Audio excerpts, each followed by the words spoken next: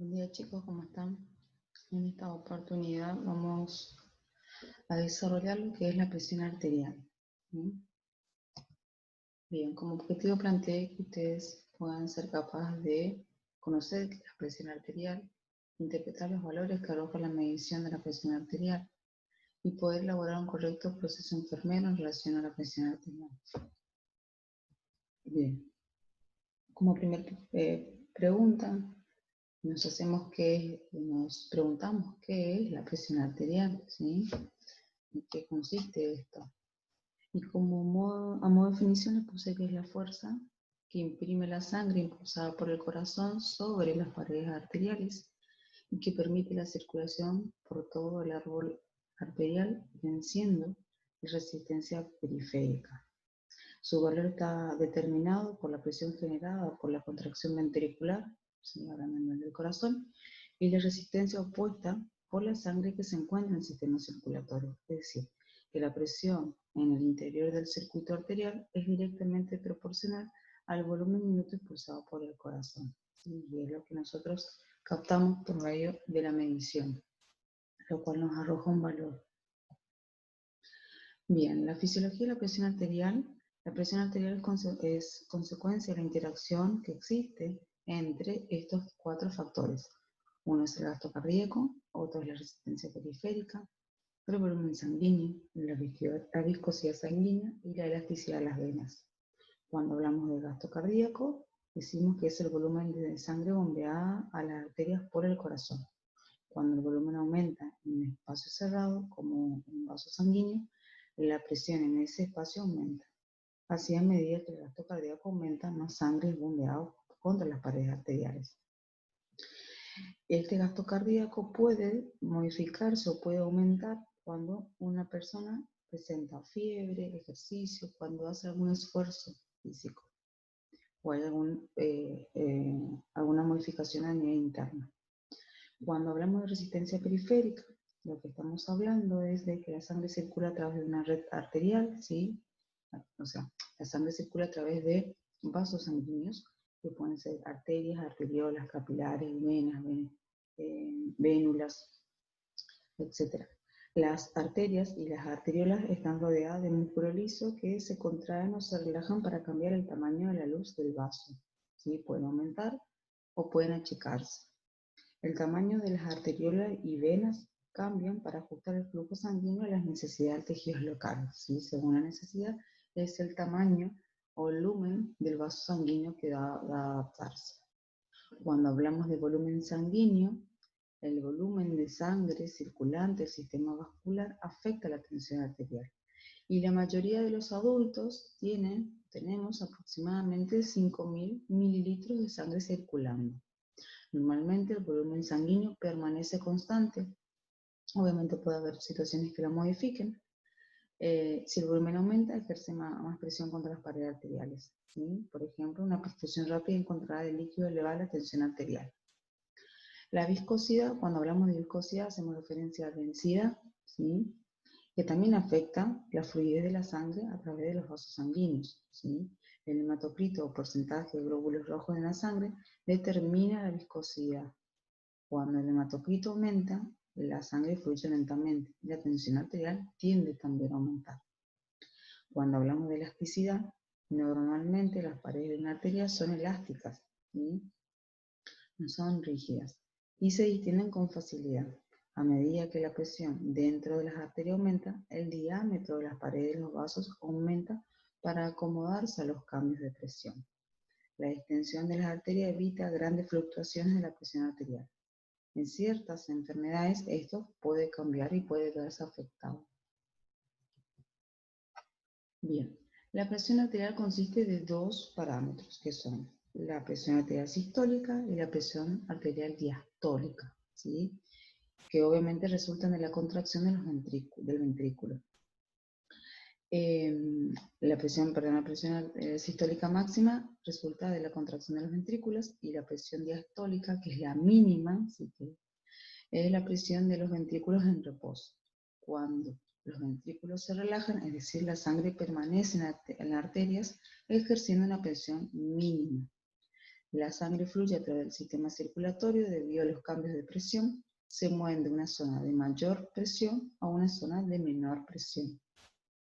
La diferencia entre la tensión diastólica y sistólica es lo que se denomina presión diferencial. La presión máxima está vinculada directamente con el volumen minuto y por esto se encuentra en relación directa con la fuerza contráctil del ventrículo izquierdo, con la volemia, o sea, el volumen total de sangre, y con la elasticidad de la aorta. En la medida que esta última, o sea, que la elasticidad de la sangre, sea menor, la tensión sistólica será mayor. La presión mínima, a su vez, depende fundamentalmente de la resistencia periférica y en menor grado de la elasticidad de la aorta, factor importante para la impulsión de la sangre durante la diástole. Sí, esto es importante que lo sepan. Bien. La presión arterial se expresa, muy importante, en milímetros de mercurio. Esa es unidad, sí, eso lo tienen que incorporar y se tienen que acordar siempre. Cuando uno habla de tensión arterial y dice un valor, lo debe decir que está medido en milímetros de mercurio. ¿Sí? El valor normal de la presión sistólica en un adulto es de 120 milímetros de mercurio. Y el de la presión diastólica es de 80 milímetros de mercurio. Cuando hablamos de hipertensión, cuando en una medición arrojan valores por encima de 130-90 milímetros de mercurio. Hipotensión, cuando la presión sistólica está por debajo de 100 milímetros de mercurio. Estas interpretaciones de estos valores obviamente se deben hacer teniendo en cuenta que la persona está en reposo a la hora de la medición, que si está tomando fármacos, qué tipo de fármacos está tomando, ¿sí?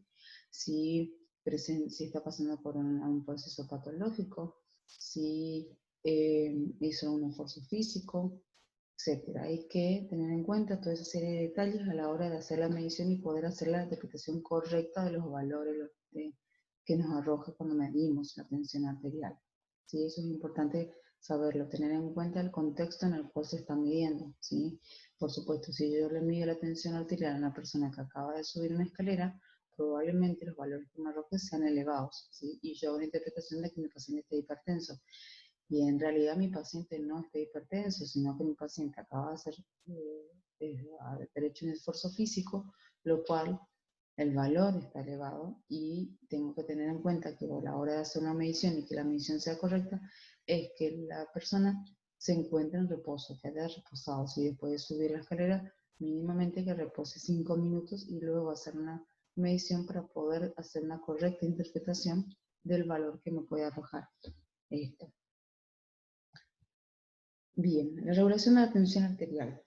La presión arterial no es una constante rígida, o sea, no es un valor constante, no es que en todo momento va a ser siempre el mismo valor, sí, sino que presenta amplias oscilaciones dependiendo de las circunstancias cambiantes, comportándose como una función fisiológica frente a las variaciones mentales internas o externas del individuo, ¿sí? A lo largo del día, la tensión arterial sufre variaciones dependiendo de las actividades que nosotros hagamos, del esfuerzo con el cual estemos, el esfuerzo físico o de las situaciones que podamos llegar a pasar durante el día. Estos valores pueden ir modificándose, ¿sí? Y obviamente no es lo mismo tomar la atención, como dije recién, la atención arterial a un individuo que se encuentra en reposo a uno que está haciendo alguna actividad o esté pasando por un proceso emocional, ¿sí? También hay una serie de circunstancias que puede hacer que esos valores se modifiquen.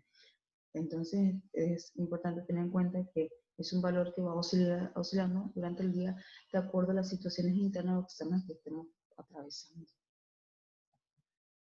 Bien, los mecanismos de regulación, para mantener una adecuada perfusión ística a lo largo del día y en cualquier circunstancia, la presión arterial es regulada por el sistema nervioso autónomo, ¿sí? Mediante diferentes mecanismos. Estos mecanismos de regulación estos mecanismos de regulación actúan sobre los factores determinantes de la tensión arterial, como ser el volumen minuto, la frecuencia cardíaca, el volumen sistólico, la resistencia periférica y si bien tres grandes grupos. Mecanismo de acción rápida, mecanismo de acción intermedia y mecanismo de acción lenta. Y esos son los mecanismos los cuales hacen que se regule la tensión arterial. Bien, hay factores que también influyen en la tensión arterial, ¿sí?, que son importantes tener en cuenta a la hora de hacer una valoración correcta de mi paciente, y para poder tener más detalladamente y poder detectar más adecuadamente cuáles son los problemas que puede llegar a presentar el paciente. ¿Sí? Algunos factores que influyen son el hábito de fumar, la cafeína, la edad, el estrés, la raza, el sexo, modificaciones diurnas y procesos patológicos. Cuando hablamos de fumar, el hábito de fumar aumenta la tensión arterial y la frecuencia cardíaca en sujetos sanos, siendo este aumento mayor en sujetos hipertensos. De la persona que fuma y es hipertenso, obviamente que este valor va a estar por encima, va a estar más elevado. El efecto de fumar sobre la tensión arterial se objetiviza en los primeros minutos y durante aproximadamente 15 minutos. La cafeína, la acción fisiológica de la cafeína es aumentar la tensión arterial sin cambio en la frecuencia cardíaca. El aumento se detecta a los 15 minutos, es máxima alrededor de la hora y durante aproximadamente 3 horas dura el efecto, ¿sí? También la combinación, hay ciertos medicamentos también a tener en cuenta. La edad, los recién nacidos tienen una presión sistólica media de 40 milímetros de mercurio. Dicha tensión aumenta con la edad, de manera que alcanza su máximo en la pubertad y a partir de ahí tiende a descender ligeramente. En las personas mayores, la elasticidad de las arterias se encuentran disminuidas, es decir, las arterias son más rígidas y menos sensibles a la presión de la sangre. Ello da lugar a una elevación de la presión sistólica. La presión diastólica también se eleva, dado que la pared arterial se vuelve menos flexible y no es capaz de retraerse al disminuir la presión. Cuando hablamos de estrés, decimos que la estimulación del sistema nervioso simpático aumenta el gasto cardíaco y provoca una vasoconstricción arteriolar, de manera que se eleva la lectura de la tensión. Un dolor muy intenso, por ejemplo, es capaz de reducir enormemente la tensión arterial y causar un cuadro de shock, a través de la inhibición del centro vasomotor y dar lugar a una vasodilatación, ¿sí? Por ejemplo, cuando hablamos de la raza, los varones de raza negra mayores de 35 años presentan una presión arterial mayor que los varones de raza blanca de la misma edad, ¿sí? Eso es un detalle a tener en cuenta. El sexo, las mujeres suelen presentar una presión arterial menor que los varones de la misma edad después de la pubertad. Es probable que esta diferencia sea consecuencia de variaciones hormonales. Hay que tener en cuenta que en el caso de la mujer presenta variaciones de las hormonas durante los meses, ¿sí? Después de la menopausia, la tensión arterial suele elevarse en las mujeres. Modificaciones diurnas. La presión arterial suele presentar su valor mínimo por la mañana temprano, cuando el ritmo metabólico basal es bajo. Después, obviamente, se va elevando a lo largo del día y alcanza su máximo a la última hora de la tarde.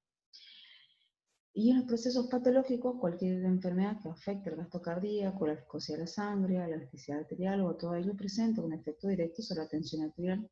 También hay que tener en cuenta que hay situaciones que hacen que eleve la tensión arterial, como ser el dolor, ¿sí? Una persona que presenta dolor probablemente presente una elevación de la tensión arterial como consecuencia de este proceso. El registro de los signos vitales existen gráficos especiales para que tengan en cuenta. Existen gráficos especiales, electrónicos y de papel para registrar los constantes vitales. Nosotros como enfermeros es sumamente importante hacer un registro constante de la tensión arterial para poder tener un seguimiento acorde a la situación de nuestros pacientes. Más si nuestros pacientes están pasando por algún proceso patológico. Entonces, el registro correcto y constante de la tensión arterial nos va a poder guiar sobre la evolución de mi paciente de acuerdo a la situación que está atravesando.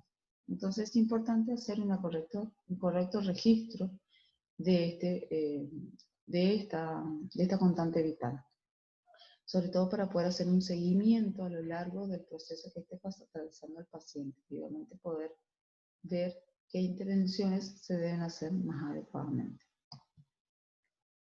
Bien. En cuanto al proceso enfermero, sí, tenemos que recordar en qué consistía nuestro proceso de enfermero, que vamos a partir de la valoración, Esta valoración tiene que apuntar a recolectar tanto datos objetivos como subjetivos, ¿sí? Lo que el paciente nos puede llegar a contar sobre su tensión arterial, sobre indagar si toma medicamentos, qué medicamentos toma, hace cuánto los toma, si está recetado por un médico, ¿sí? Qué estilo de vida lleva, cuál es la actividad que hace, qué tipo de alimentación tiene, ¿sí? Son datos importantes que tenemos que recabar que nos van a orientar a un buen proceso enfermero, sobre todo para poder detectar los problemas que pueden llegar a tener nuestro paciente. Bueno, el papel de la enfermería en la prevención, detección y tratamiento de la tensión arterial, así como en todos los factores de riesgo cardiovascular, es cada día más relevante y activo, dado que este profesional no solo se limita a la simple medición de la presión arterial, sino que también a participar en el diagnóstico del paciente hipertenso, en el abordaje multifactorial, en la anamnesis de los efectos secundarios del tratamiento farmacológico y en la educación sanitaria para modificar los hábitos del estilo de vida. Entonces es fundamental poder hacer una buena valoración de nuestro paciente para poder detectar todos aquellos factores, ya sea de riesgo o con modificaciones o algún tipo de modificación que se deba hacer de acuerdo al estilo de vida que lleve el paciente, ¿sí? También si nuestro paciente está en tratamiento, poder detectar por medio de la valoración si hace un buen tratamiento, si hay una adhesión correcta al tratamiento o si es necesaria una intervención para que haga una adhesión correcta y pueda hacer un buen tratamiento. Entonces es importante la valoración en esta instancia para poder partir de lo que es el proceso enfermero. Entonces recordar todo lo que habían visto a la hora de hacer la valoración, ¿sí? Lo que habían visto anteriormente de cómo se hace una valoración y implementarlo en esta instancia. Bien, antes de poder seguir, tenemos que aclarar que hay dos parámetros que nosotros vamos a encontrar, que yo, si bien ya les nombré anteriormente, por un lado, cuando detectamos valores, hacemos la medición de la tensión arterial, obviamente tenemos que hacer una interpretación correcta de esos valores y poder decir si un paciente está hipertenso o hipotenso, ¿sí? Hablamos de hipertensión cuando la tensión arterial está alta, o sea, está elevada, cuando hay valores por encima de los valores normales que habíamos nombrado. Entonces es importante recordar el valor y poder hacer una correcta interpretación. Y la presión arterial aumenta el riesgo de cardiopatía coronaria en varias formas, entonces es importante también poder detectar estos valores y poder dar aviso en forma correcta. Ambos valores de presión arterial, tanto sistólica y diastólica, pueden estar elevadas. Estas cantidades aplican a personas que no están tomando medicina para la presión arterial y no están enfermas, ¿sí? Entonces, es importante tener en cuenta que cuando yo haga la medición de la tensión arterial, pueda recolectar junto con el valor de la tensión arterial si el paciente toma algún tipo de medicación, si no está padeciendo dolor en ese momento, si no está padeciendo algún proceso patológico, si no está padeciendo algún proceso emocional, ¿sí? Que puede llegar a hacer que la tensión arterial también se eleve. Son puntos a tener en cuenta cuando se hace la evaluación y se mide la tensión arterial en un paciente, ¿sí? El solo hecho de medir la tensión arterial sin tener en cuenta el contexto, puedo hacer una mala interpretación o una interpretación errónea de lo que está atravesando el paciente en ese momento. Bien, como ejemplo de diagnóstico de enfermería, y acá hago un apunto a esto, es que cuando ustedes vayan a redactar el diagnóstico de enfermería, deben recordar la estructura, cómo se redacta un diagnóstico enfermero. Esta es la estructura y siempre que se les solicite o se les pida a ustedes redactar un diagnóstico enfermero, lo deben hacer siguiendo esta estructura, la estructura que ustedes ya la vieron en la clase. Así que por favor ténganlo en cuenta cuando vayan a redactar informes de enfermería que deben seguir la estructura dada en clase. Si no no tiene otra estructura, no son únicamente parte, no, si yo digo elevación de la presión arterial y no la relaciono con nada, no es un diagnóstico enfermero, ¿sí? Entonces tengo que recordar la estructura que tiene la elaboración de un diagnóstico de enfermería. Bien, ya esto les doy el ejemplo Por ejemplo, elevación de la presión arterial relacionada a la ansiedad y el estrés por hospitalización, ¿sí? Obviamente, cuando ustedes relacionan con algo, ¿sí? En este caso estamos viendo elevación de la tensión arterial, con lo que relaciona tiene que ser acorde a la situación que está atravesando el paciente, ¿sí? Yo no puedo decir elevación de la presión arterial relacionada a, por darle un ejemplo, caminar por la calle cuando mi paciente está hospitalizado, ¿sí? Entonces, tengo que ver que con lo que relaciona sea acorde a lo que está atravesando mi paciente, ¿sí? Siempre tienen que tener en cuenta eso. Hipertensión arterial relacionada a patología de base, que puede ser, no sé, algún proceso patológico, puede ser un problema cardiovascular, algún problema que esté atravesando el paciente en ese momento. Elevación de la tensión arterial relacionada con dolor en herida quirúrgica. Elevación de tensión arterial relacionada con consumo excesivo de alimentos ricos en sodio. Bien, cuidado de enfermería, también, cuando ustedes se les solicite que redacten cuidados de enfermería, deben ser de esta manera, ¿sí? Tampoco puedo nombrar o hacer en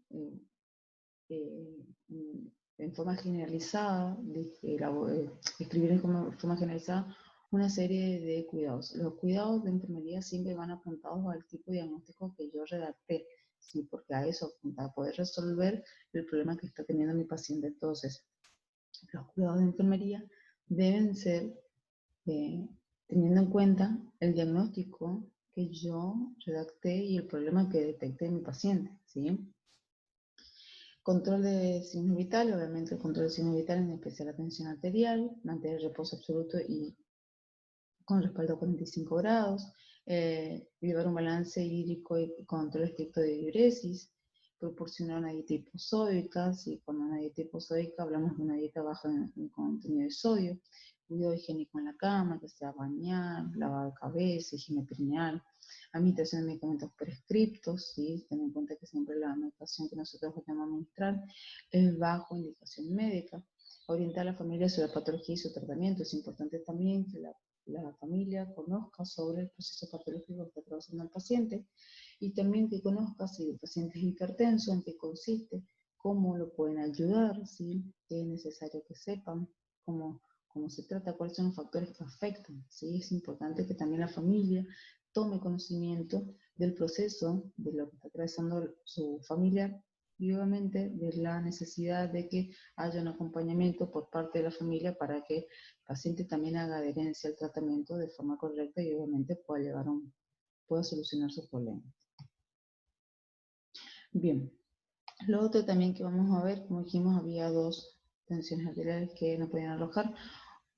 Valores por encima hablamos de hipertensión y por valores por debajo de 100 milímetros de mercurio hablamos de hipotensión.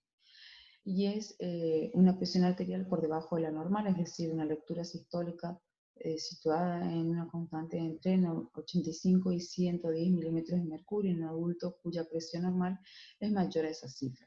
También algunos autores lo definen como la disminución de la tensión arterial sistólica por debajo de 90 milímetros de mercurio.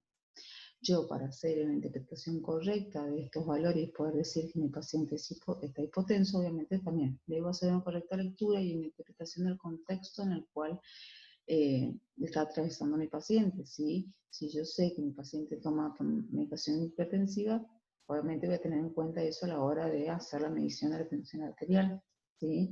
También tener en cuenta si que mi paciente está en reposo, si mi paciente, cuáles son los valores de tensión arterial que maneja normalmente, ¿sí? Tengo que hacer al momento de hacer la valoración también tengo que hacer, hago la anamnesis y obviamente la recolección de datos. El mismo paciente también le puede llegar a hacer o dar esos detalles de los valores de tensión arterial que maneja habitualmente.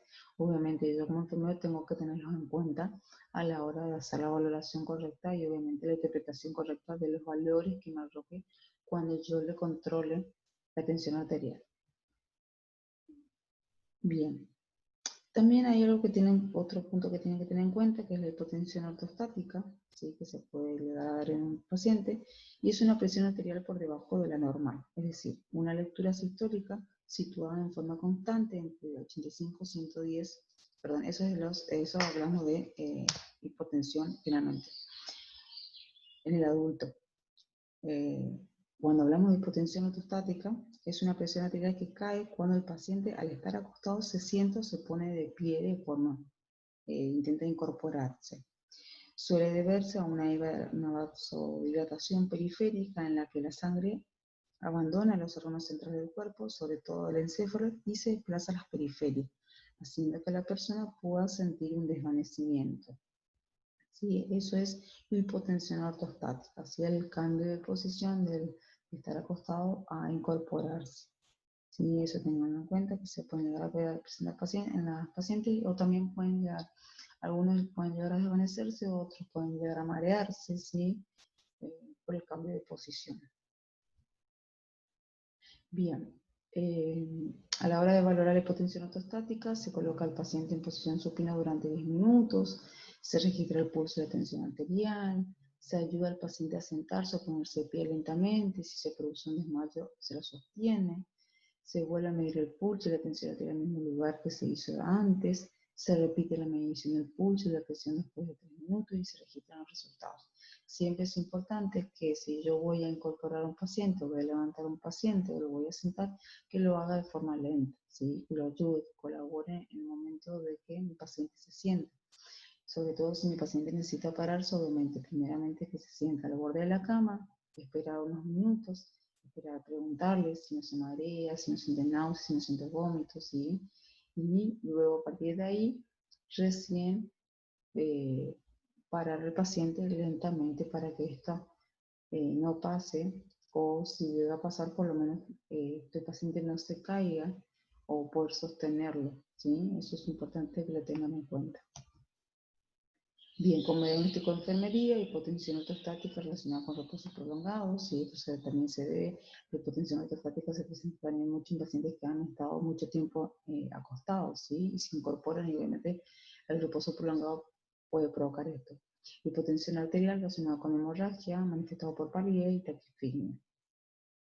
Bueno, los cuidados de enfermería, al tratarse de una afección que en la mayoría de los casos no necesita tratamiento, los cuidados de enfermería se limitarán a informar al paciente sobre las medidas preventivas que impidan un nuevo episodio de hipotensión. Igualmente, como en el caso de la hipotensión ortostática, sugeriríamos al paciente siempre que tenga en cuenta que a la hora de incorporarse, primeramente se sienta al borde de la cama, espere unos minutos a que pueda el cambio de posición no lo afecte en forma brusca y luego intente incorporarse. Entre ellas destacan tomar mucho líquido, ¿sí? Sugerir al paciente que tome agua, ¿sí? Siempre y cuando lo pueda hacer, precauciones de incorporarse, evitar beber alcohol, no permanecer excesivo tiempo de pie y facilitar siempre la circulación de las extremidades inferiores. Bien chicos, esto es hasta acá. Como siempre les digo, dudas o consultas, preguntas, no duden en hacernos. Cualquier cosa que no se haya quedado claro, que no se haya entendido, tienen los medios, los canales de comunicación abiertos, así que por favor no duden en consultar o preguntar. Bien, nos vemos la próxima.